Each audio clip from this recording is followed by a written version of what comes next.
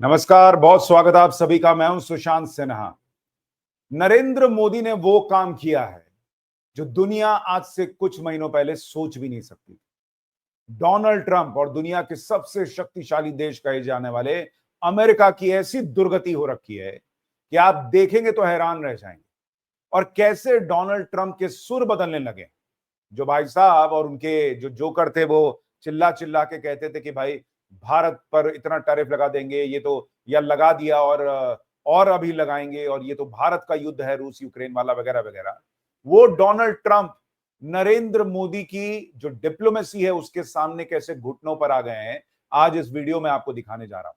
साथ ही इस वीडियो में आपको यह भी दिखाऊंगा कि ये जो तस्वीर आई थी नरेंद्र मोदी और पुतिन की एससीओ मीटिंग के बाद बायलैटरल के लिए जाते वक्त एक कार में बैठने की, इस मीटिंग में इस कार में क्या चर्चा हुई थी उसके बारे में भी आपको बताऊंगा, उसका भी खुलासा हो गया है।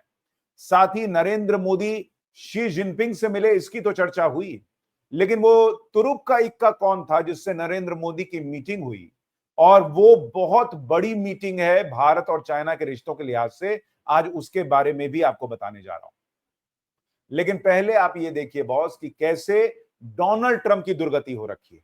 एक तरफ नरेंद्र मोदी ने अमेरिका का भूत बना रखा है, दूसरी तरफ आप देखिए कि कैसे वर्ल्ड में जो जियो पॉलिटिक्स है उसमें कैसे बड़े फेरबदल हो रहे हैं। आप देखिए कि चाइना में जो विक्ट्री डे परेड हुई है आज, उसमें वहां पर शी जिनपिंग के साथ पुतिन, वो किम जोंग उन और बड़े बड़े नेता, ईरान के बड़े नेता, वो सब वहां पर नजर आए हैं। जितने अमेरिका के दुश्मन कहे जाते हैं वो सारे वहां पर मौजूद थे।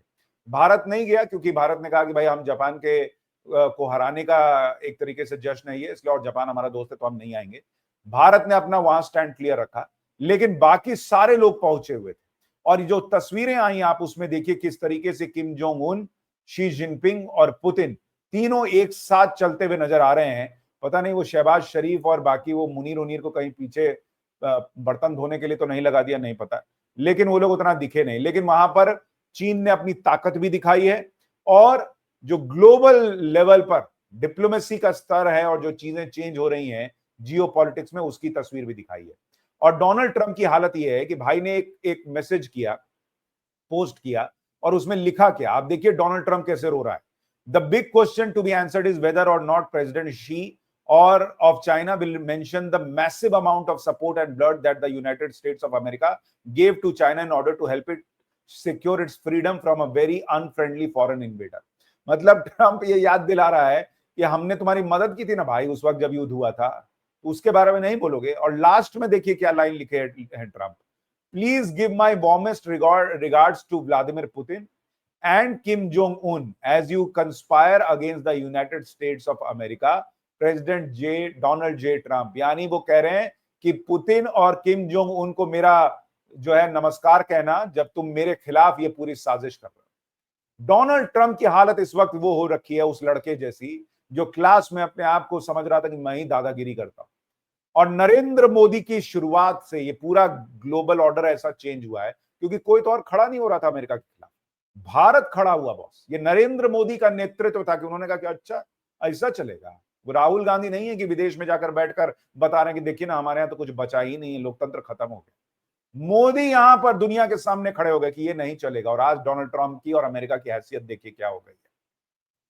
लेकिन डोनाल्ड ट्रंप भारत के लिए क्या कर रहे हैं, कैसे उनके सुर बदले हैं, उससे पहले इस तस्वीर के बारे में आपको बताता हूं कि पुतिन और नरेंद्र मोदी उस दिन जब कार में गए तो अब खबरें आ रही हैं कि वहां क्या हुआ था, और वहां जो हुआ था वो ये है, सस्ते तेल के साथ रूस भारत को 2 और S-400 सिस्टम देगा। यानी वहां कार के अंदर बैठकर नरेंद्र मोदी ने भारत के लिए और क्या हासिल किया जा सकता है, भारत कैसे रूस के साथ दोस्ती निभा रहा है अमेरिका से बढ़कर, तो भारत क्या हासिल कर सकता है, क्या कर सकता है, इसको लेकर नरेंद्र मोदी ने वहां पुतिन से बात की थी। यानी भारत और सस्ता तेल रूस से खरीदने जा रहा है। और इसकी खबरें भी आ गई हैं कि India secures increase discount on Russian oil एमिड global tensions. कहा जा रहा है कि पहले अभी तक जुलाई तक जो है वो $1 का डिस्काउंट मिल रहा था प्रति बैरल, जो कि अब बढ़कर $2.5 ऑलरेडी हो चुका है। और अगर अमेरिका से जो तेल भारत खरीदता है उसको आप कंपेयर कीजिएगा तो उससे $3 से $5 पर बैरल का फर्क है। तो ये बड़ी रकम जो है अंतर दिखता है, और भारत जो है वो रशिया से तेल खरीदता रहेगा। ये स्थिति भारत ने स्पष्ट कर दी है। यानी भारत मजबूती से टिका हुआ है। आपकी राय क्या है? भारत के स्टैंड को लेकर जरूर बताइएगा। लेकिन आप देखिए अमेरिका में क्या क्या हो रहा है। डोनाल्ड ट्रंप को गालियां पड़ रही हैं। वहां के एक्सपर्ट्स कह रहे हैं कि पहले तो तुम भारत पे 0 टैरिफ करो और भारत से माफी मांगो। इतना ही नहीं, दुनिया में अखबारों में छप रहा है कि चीन तो चाहता ही था कि भारत उससे सट जाए, और डोनाल्ड ट्रंप ने यही करके भारत को जो है वो अपने से दूर कर दिया। यानी डोनाल्ड ट्रंप को भर भर के गालियां पड़ रही हैं कि भाई ये तुमने क्या कर दिया। और अब डोनाल्ड ट्रंप को यह बात समझ में आ रही है कि भारत तो झुका नहीं, और मैंने आपको कहा था ये आदमी रास्ता ढूंढेगा कैसे कन्नी काट के निकले और ये टैरिफ वाला मामला सुलझाए। तो अब डोनाल्ड ट्रंप के सुर कैसे बदले हैं, जरा इसको सुनिए, फिर आपको बताता हूं कि क्या डोनाल्ड ट्रंप ने देर कर दी है, वहां पर क्या बड़ा भयंकर संकट आने वाला है। पहले एक बार ट्रंप को सुनिए।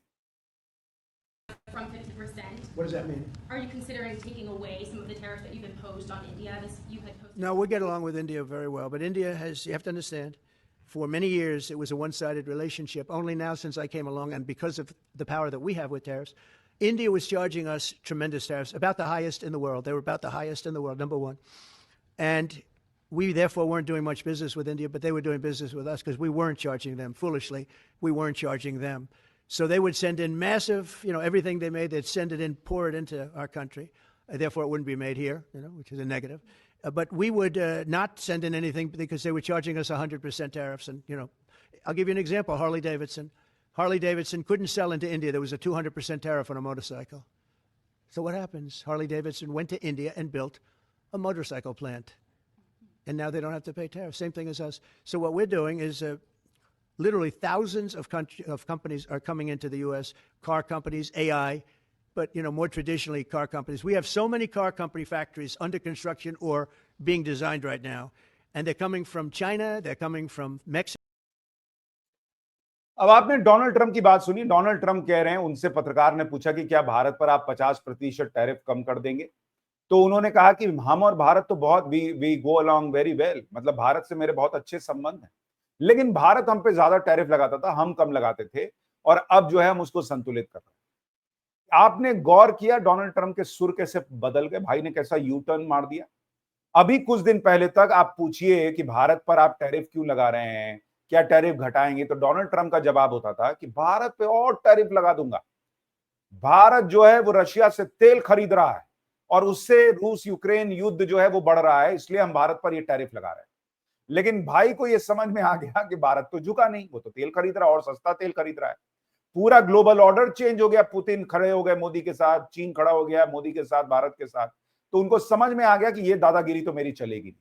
तो भाई ने टोन चेंज कर दिया, पूरे में कहीं भी रूस यूक्रेन युद्ध का जिक्र नहीं किया। अब भाई इस बात पर आ गया है कि तुम हम पे ज्यादा टैरिफ लगाते हो, इसलिए हमको ये करना पड़ रहा है। यानी अब नेगोशिएशन इस बात पर होगी कि भारत कितना टैरिफ लगाता है, अमेरिका कितना टैरिफ लगाता है। भाई ने धीरे से कोने से रास्ता ढूंढ लिया है, और अब ये मान के चलिए कि धीरे धीरे ये कहा जाएगा कि हाँ नेगोशिएशन हो गया, भारत ने हमको कुछ छूट दे दी, हमने भारत को दे दिया, इसलिए अब जो है वो हम टैरिफ कम कर रहे हैं। डोनाल्ड ट्रंप की असली औकात और हैसियत भारत ने इस वक्त बता दी है, इस नए भारत ने बता दी है, ये नए भारत की ताकत। और आप देखिए डोनाल्ड ट्रंप की हालत क्यों पतली हो रखी है। इस वक्त डोनाल्ड ट्रंप की जो अप्रूवल रेटिंग है वो सबसे निचले स्तर पर है।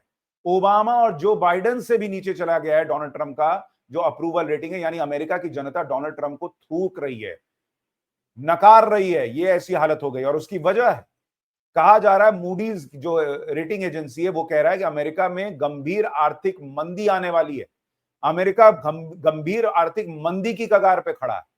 तो डोनाल्ड ट्रंप जो इतना नवाबी झाड़ रहे थे, उनकी सच्चाई ये है कि उनका देश बर्बाद हो रहा है उनके इन सनकी फैसलों की वजह से, और नरेंद्र मोदी के नेतृत्व की वजह से भारत का दुनिया में रुतबा बढ़ गया बॉस।